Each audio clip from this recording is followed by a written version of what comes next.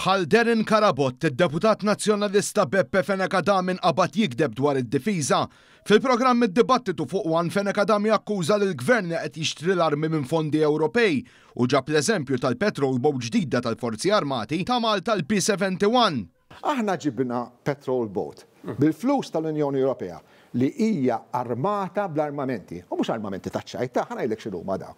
Dan il-famuż kanun, isqawa kanun, this is a cannon. Dan il-kanun huwa finanzjat bil-flus tal-Unjoni Ewropea. F'dok iċċekkja sew il-fatti, Fenekadami qatt fuq artiklu li sab fuq l-internet. One News insab informat li Fenekadami mhux korrett dan għaliex il-kanun li hemm fuq il-P-71 inxtara minn fondi lokali, mhux minn fondi Ewropej. B'din il-petrol boat intuża wkoll l-obbligi li Malta għandha ta' tiftix u salvataġġ. Obbligi li jifirxu bibħra estensivi u li minnhom il-Forzi Armati ta' Malta salvaw mijiet ta' ħajjiet. Minkejja l-aspettattiva li prova joħloq Fenekadami fuq il-medja soċjali ftit qabel il-programm li kien se jiżvela xi ħaġa, id-deputat nazzjonalista waqgħet ċajtax il-prova li tant ftaħar biha mi prova xejn, anzi fake news oħra mill-Partit Nazzjonalista. Reazzjoni tad-deputat Laburista Zammit Lewis kienet ċara, il-Prim Ministru nnegozja deroga biex Malta ma tidħolx parti minn Rearm Europe u għaldaqstant f'dan il-programm militari tal-Unjoni Ewropea.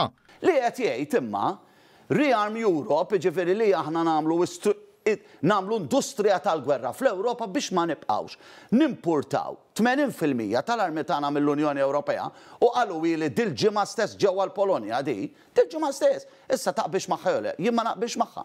Robert Ambela ma jaqbix magħha. Din is-sitwazzjoni, issa, x'inhi mhix inkonsistenza, Robert Ambela jgħidlek. Ma rridx nissellef u ma rridx nidħol f'investiment finanzjar. Ma rridx industrija tal-gwerra u ma rridx nipparteċipa fiha u ma rridx is-soldati Maltin. F'nifs wieħed Fenekadami għal-mod u ftit wara spiċċa jikkontradixxi lilu nnifsu.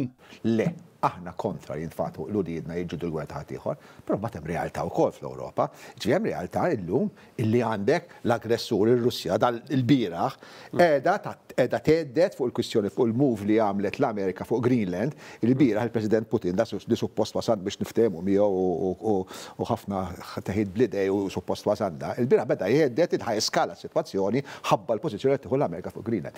Zammit Lewis fakru kif jaħsbuha sħabu stess fil-Partit Nazzjonalista. It is about damn time. Min se jġor ir-responsabilità li l-Unjoni Ewropea u l-istituzzjonijiet tagħha ġew esklużi għal kollox minn negozjati għal paċi, issa mhux għal gwerra, għal paċi fl-Ukrajina. Dik hija l-inkonsistenza. L-inkonsistenza u nalaqgħu hija tal-MPs nazzjonalisti illi votaw biex 0.5% tal-budget tal-EU immur f'daw l-armamenti. Il-deputat Laburista saħaq li l-Prim Ministru Robert Ambela kien konsistenti fil-pożizzjoni tal-Gvern Malti kemm f'Malta u anke fi Brussell li s-salvagwardja n-newtralità u mhux se jħalli soldati Maltin imorru jiġġieldu l-gwerer.